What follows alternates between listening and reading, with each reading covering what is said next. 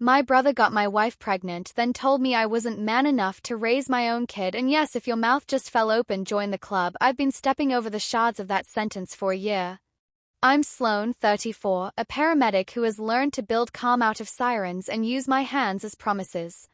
I can thread and four through a trembling vein in a moving ambulance, coax a breath out of a stranger with a bag valve mask, and talk a drunk into giving me his arm like we're sharing a dance.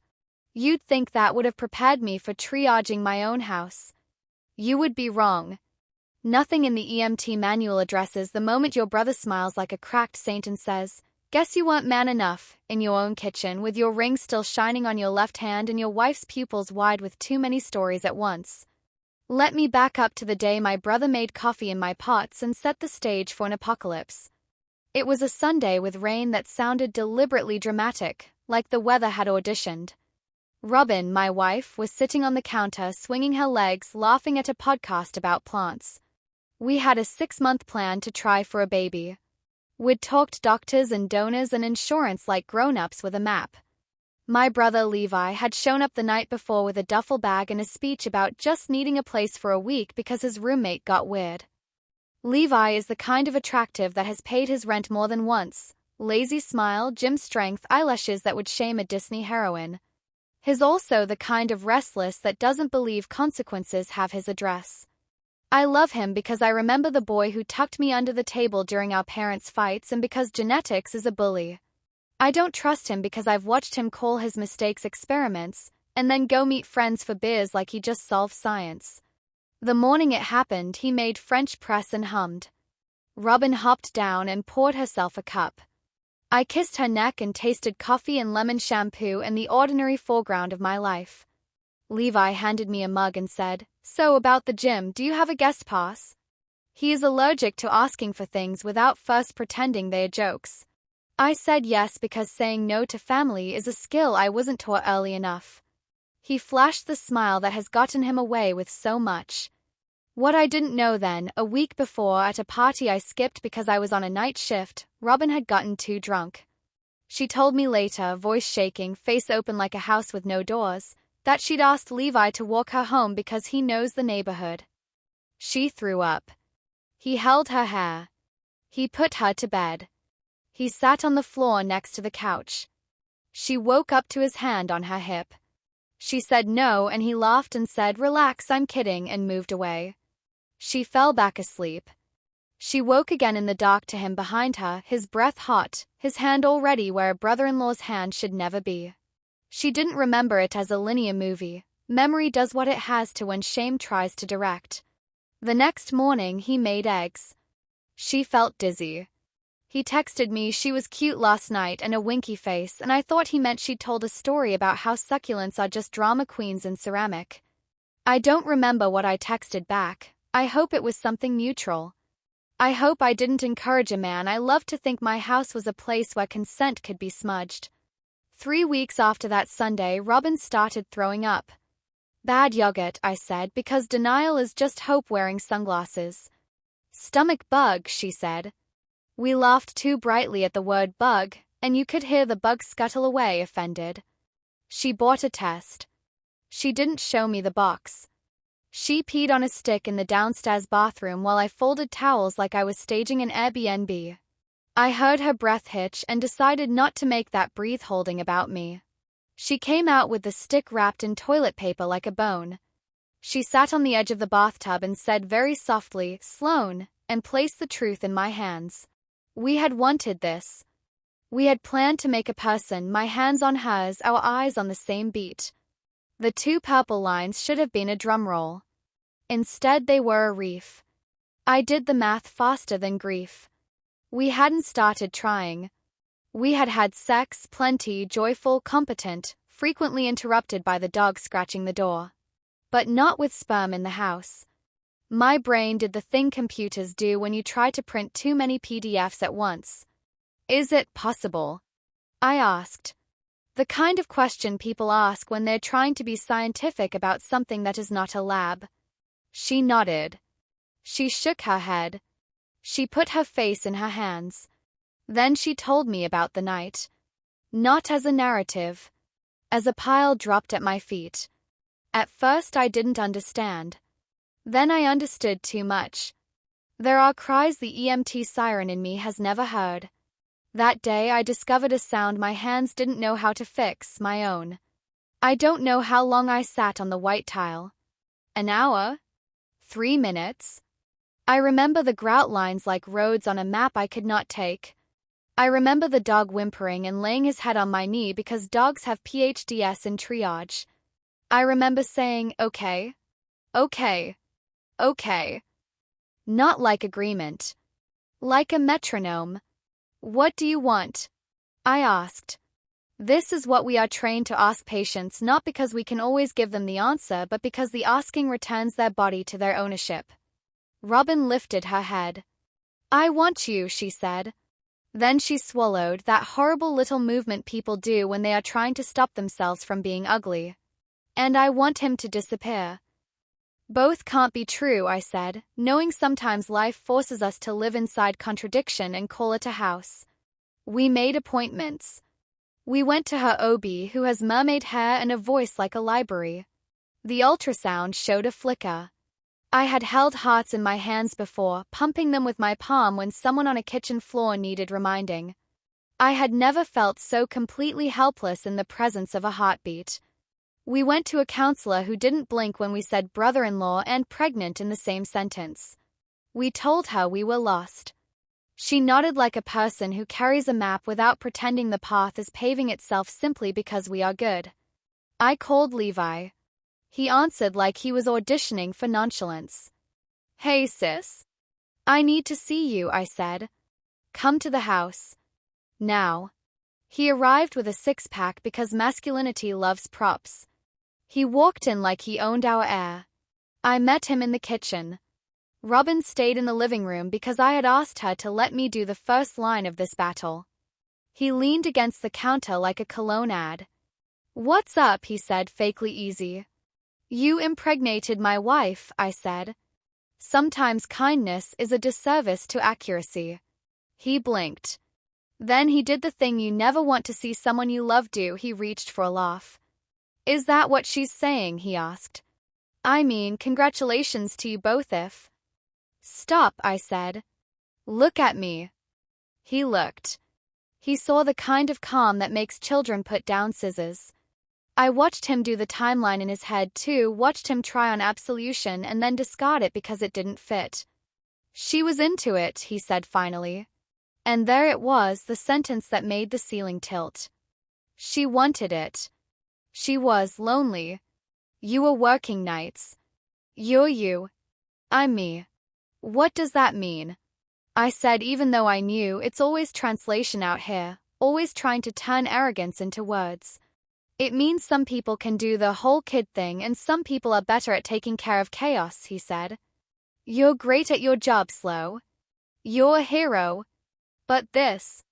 He gestured toward the living room, toward my wife I would not let him look at. Maybe you're not man enough for it. I didn't hit him. Maybe in a movie I would have one clean right hook and a moral. In my kitchen, my hands lived to keep people breathing. Violence would have been putting on someone else's resume. I put the beer on the counter carefully and said, "Get out." He scoffed. You're really going to freeze me out. He looked at my arm, the one with the patch of ink that says "Do no harm" in a script I designed, and sneered like he'd found a contradiction. Okay, hero. Robin stood then. She was trembling and furious and unashamed of both.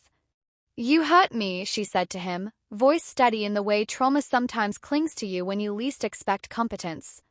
You hurt me. You hurt her. You don't get to teach us words, Levi. You don't get to define man. If I were a man by your definition, I said, you'd be on the floor. I'm not. Get out. He left muttering things men say when they've been told no. He slammed the door because slamming is the punctuation of boys. I locked it. The click felt like singing. The next weeks made time weird. I went to work and pulled strangers through disasters with the same braid of force and tenderness I always have. I came home and learned how to do that with a person I loved while my brother's smell still clung to our courtyard from the night he'd sat out there and smoked his apologia into the sky. Robin switched between guilt and numbness like rooms in a house. I put meals in front of her.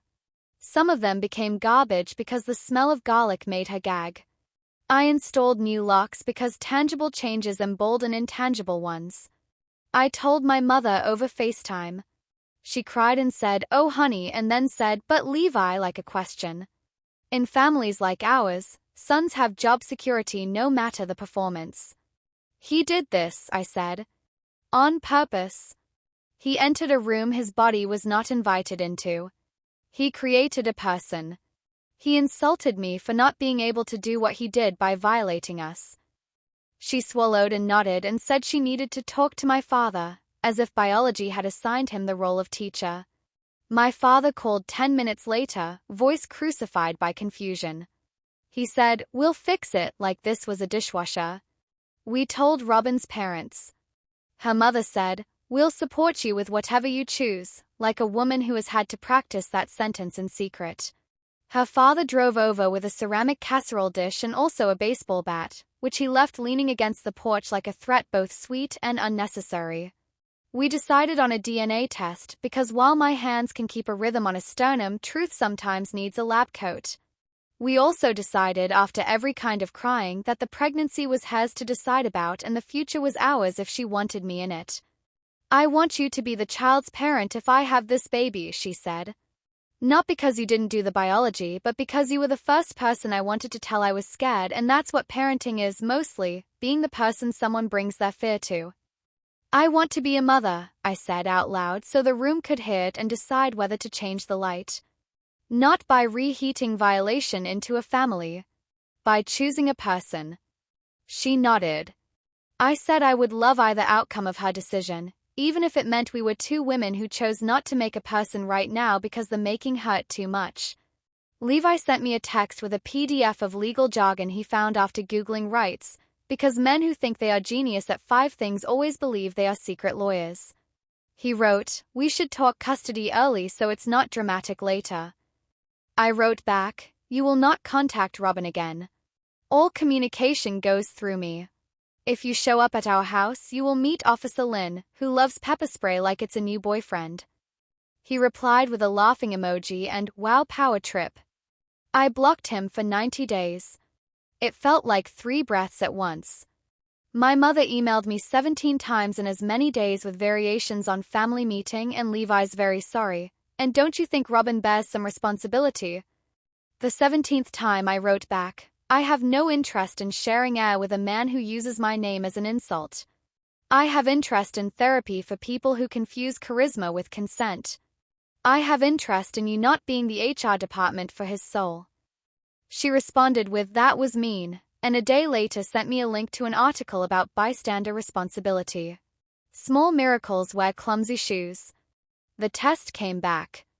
Levi was the biological father. I sat in the car outside the clinic and read the email 3 times because grief likes to imagine proofreading can change outcomes. Robin sat next to me, quiet, then whispered, "I don't want to abort." I turned to her. "Okay." She looked startled, like she'd expected me to argue with her body. "Okay," she repeated. "Yeah," I said. "We're allowed to want." She cried, the clean kind, not the choking kind, and said, "I want this baby.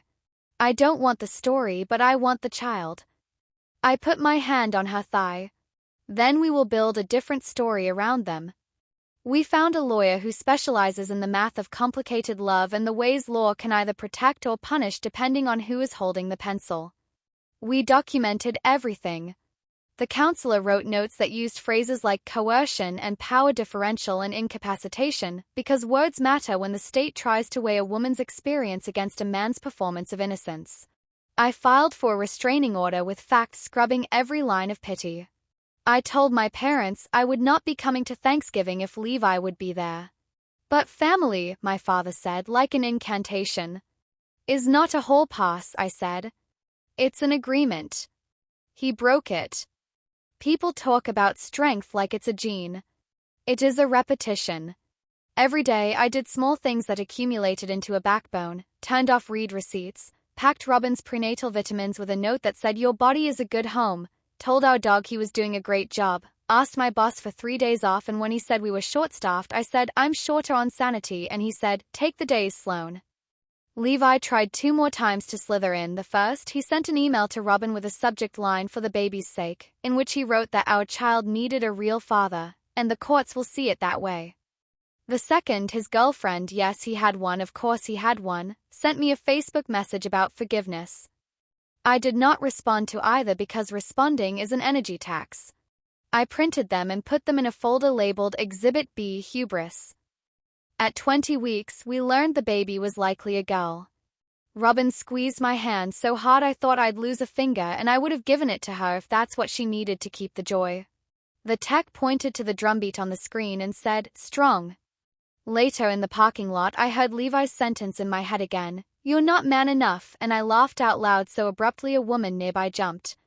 I turned to Robin and said, he is not anything enough to measure us. We made a registry that looked like softness, board books, a salt lamp shaped like a moon, rompers with snaps that wouldn't confuse sleep-deprived hands. We had a shower that was actually a brunch with women who understood that love can grow in a wound if you clean it properly. My mother came, quiet, carrying carrot cupcakes and a grim determination to earn back a chair. She hugged me and, for once, didn't whisper advice into my hair. My father sent a card with a drawing of a giraffe that said, tall love. He meant well. His handwriting shook. I didn't invite Levi. The restraining order made that moot, but this was me claiming narrative even when the law had my back. The women at the brunch brought advice that wasn't veiled directives. Sleep when you can, don't let anyone steal your baby wearing time, get the good nipple cream, and critically, when people say dad, correct them once and then let them speak because you know the truth. One of them, Myra, not my sister, different story, different woman, leaned in and said, being man enough has never made a bottle at 3 a.m. We clinked orange juice like it was courage. Robin went into labor on a Tuesday at dawn. The dog refused to eat, which should be a chapter in a medical textbook somewhere. Her contractions were the kind that made me grip countertops and mutter, okay, you're safe, keep going, like I would in an ambulance, except this time the siren lived inside my favorite person. We drove to the hospital. I parked crooked. I knew the triage nurse and she gave me a look that said, you may know where the crash cart is, but today you are human. 12 hours later, I cut a cord. I said hello to a mouth that had never said anything yet and heard my own voice sound like a prayer. We named her June because she arrived in February and we wanted a little summer in the room forever. She latched. Robin cried. I cried. The nurse cried because sometimes the world delivers you something so bare it strips you of professional pretense. Levi found out 2 days later when my mother, betraying neither but believing honesty is its own religion, texted him a neutrally worded line, the baby is here. Healthy. Everyone fine. He responded with name and she wrote June and he wrote back here as if he was critiquing our taste. He didn't say congratulations. He posted a picture of himself at a bar with the caption New Beginnings and several emojis that made me hope the algorithm would send him ads for accountability. He filed a petition for paternity acknowledgement. Our lawyer was ready. We were more ready. In court, the judge was a woman who wore her hair in a bun so severe it looked like a statement. I liked her instantly. Levi's lawyer tried to make me small through language. He said non-biological like it was a moral failing. He said sister like it was a curse. He said rights like it was a magic word. Our lawyer said survivor, and the judge's pen paused mid-scratch like a hawk considering. Robin told her story in a voice that made deputies in the back straighten. The judge granted a continuation of the protective order, gave Robin custody, and gave Levi supervised visitation pending his completion of a counseling program. She turned to me and said, Ms. Hart, your role is clear and so is your dedication. The law sees mothers. And I breathed truly for the first time since a stick turned purple. The first supervised visit was a room with toys too clean and a laminate floor that squeaked. Levi came in wearing a shirt with a brand logo that screamed youth. He picked up June like she was a loaf of bread, awkward, fascinated, performing. I watched from the other side of glass with a woman named Donna, who assigns parents to plastic tables like a hostess at a very sad diner. Robin sat next to me and squeezed my hand on a schedule she didn't know she was keeping. June cried for me after 10 minutes and the supervisor said, "We honor baby's preference," and handed her to me, and I felt less petty and more like physics had testified on our behalf. Levi completed 4 sessions of a mandatory class and then quit. He sent me an email that said, "This system is biased," and I wrote back, "Against what exactly?" He didn't answer.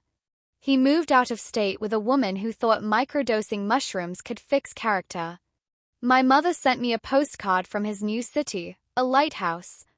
On the back she wrote, "I am learning how to love you without trying to fix everyone else first." I stuck it on the fridge under the magnet shaped like a donut. When June turned 6 months, she started doing the thing babies do where they learn their own hands, staring at their fingers like they're discovering the moon. Robin filmed it. I made soup from vegetables I did not name because I was sleep-deprived and they were, collectively, soup. My phone buzzed. It was Levi, unblocked because vengeance felt like a hobby I could no longer afford. He wrote, "How's my girl?" and I wrote back, "She's not your anything." He wrote, "One day she'll want to know me," and I wrote, "One day she'll understand consent," and put the phone face down because we're raising a person, not playing whack-a-mole with a man-child. We made a family, 2 women and a dog and a baby and a grandmother who brings muffins and a grandfather who learns how to hold a bottle although 6 to 6-year-old hands shake. My father apologized to me for the first time in my living memory. He said, "I should have believed you and Robin first," and I said yes and didn't soften the agreement, and he didn't run away from it like it was a snake. My mother asked before she posted a photo. Sometimes she forgot and I reminded her and she didn't call me dramatic. When June walked at 11 months, she ran toward the dog like he was the moon. Robin and I laughed so hard she fell and we picked her up and she laughed because falling is currently hilarious. I thought of my brother's sentence, how it had branded me in a place shame likes to hide, and I realized the only part of it I still carried was the ending. Not man enough to raise my own kid. I am not a man. I am a mother. I am enough. He had been accidentally right about the only true thing in the sentence. I did not need to be a man to raise a child. I tell my story now not because I want applause or revenge, but because silence is the fertilizer abusers count on. I also tell it because there are women who will find themselves in bathrooms with sticks turning purple and feel the earth tilt and then steady and then tilt again, and they will need to hear someone say what the EMT in me knows in my bones: find your breath. Name the injury. Control the scene. Do not attempt to be gentle with lies. Do be gentle with the body that has to carry this next stretch. Make lists. Make soup. Make appointments. Make small jokes in holes that smell like disinfectant. Build your team. Treat the word family like a contract that can be renegotiated. Sometimes, when I go out on a call at 3 a.m. and the street is cold and the air tastes like aluminum and the patient is a teenage boy with his first broken heart, I tell him a version of the truth. That words can bruise and also heal, that love is not an alibi, that the bravest thing he will ever do is learn to put down a script someone else gave him and pick up his own. He looks at me like he's not sure whether to believe a woman in cargo pants who smells like saline. Then I tape gauze to his skin like a promise and tell him, "You'll sleep again," and he nods because people want to believe sleep returns. On June's first birthday, we invited too many people and she tried frosting and then cried like frosting was betrayal. Levi sent a text that said, "Tell her I said happy birthday," and I did not respond because I have learned that acknowledgement is not always kindness. We took a picture of the 3 of us, Robin's curls, my tired eyes, June's fistful of blue air, and I printed it for our wall. Under it, I wrote a small sentence in pencil where only I could see it: "We made this, not from the worst thing but from ourselves." And the pencil line, faint but absolute, felt like the line I draw in the sand every day now without embarrassment: "Here, this far, no further." When strangers assume straightness and ask me, "Where's the dad?" I say, "Unavailable," and then I put a spoon of applesauce into my daughter's mouth and add, "She has 2 mothers. She has enough." Sometimes they smile and sometimes they make the face people make when they see math and are tired. Either way, I go home and lie on the floor while June bangs a wooden spoon like a drumstick on my stomach, and I think about how the body abused and adored and exhausted still laughs because the person you chose to be walked into the kitchen and stayed. I don't think about man enough anymore unless I'm telling you this story. The phrase has lost its teeth. When I brush my daughter's hair after a bath and she looks in the mirror and grins like she invented joy, I think, woman, enough, or sometimes just enough, or sometimes nothing at all, because my brain is quiet and the water is warm and the dog is snoring and somewhere a siren is someone else's problem for a minute, and for once I let the world keep turning without my hands on it. And that, to me, feels like the truest definition of family we've earned. The world keeps turning and we, on purpose, choose how to hold on.